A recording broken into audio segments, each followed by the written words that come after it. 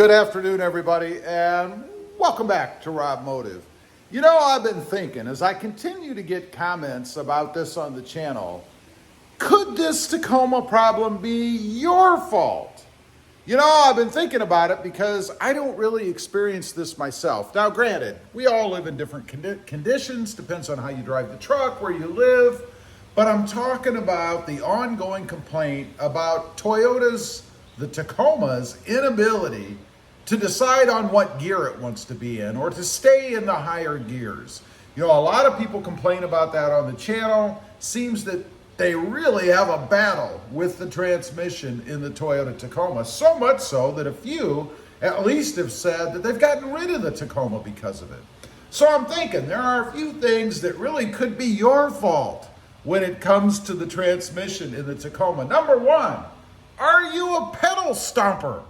You know, admittedly, I don't believe that the Toyota Tacoma has the most cutting-edge, up-to-date transmission in it. Now, that's because probably Toyota likes to kind of stay where they're at. Once they get something out there that people seem to like, that's doing well, they don't really make big changes and they don't invest a lot into improving systems. Now, from a business standpoint, I get it. If you have something that's winning, that's popular, why would you change it? And why would you invest more money in it? You know, obviously people like it. It's the number one selling midsize truck out there. So why not just go ahead and accumulate those profits and not change anything? So it doesn't have the most up-to-date transmission in it. It's good enough that people keep buying it. We'll see what happens when the redesign comes out. I expect it's going to have a different transmission in it. It should be up to date. And I expect that any issues that people have are going to be gone, unless, of course, it's your fault. Number two, are you carrying too much weight?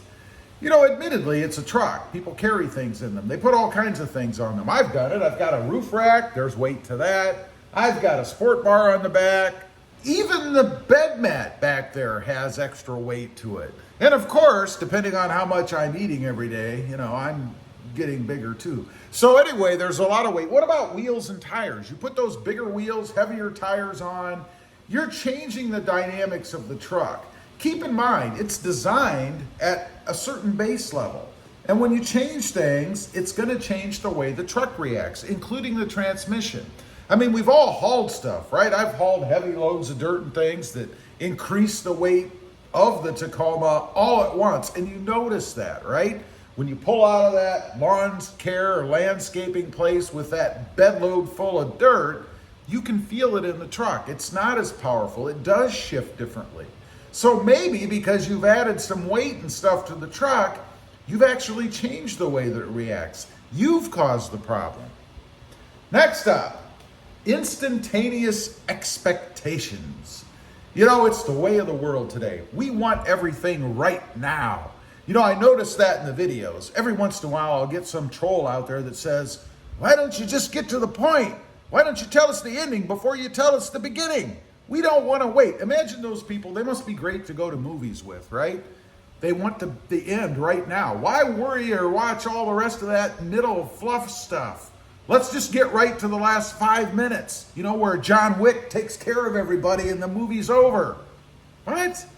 Instantaneous expectations. I think there's a lot of people, and I might be guilty of this myself actually, that when you want to go, you want to go. So when you hit the gas, you might be hitting it a little harder. You don't want to wait for the truck to react. You don't want to let the transmission do what it was designed to do. And that, of course, is run through the gears, decide where it wants to be. Keep in mind, as I mentioned earlier, it doesn't have the most intelligent transmission out there. Not the latest and greatest. So it might take it a little while to actually figure out where it wants to be. It's not going to be instantaneous. We have to be more patient, I guess. Number four, traveling the hills. Now, this isn't really a fault, something that you've caused. I mean, you live where you live, right? But if you live in an area that's got lots of hills, you're constantly going up and down and up and down.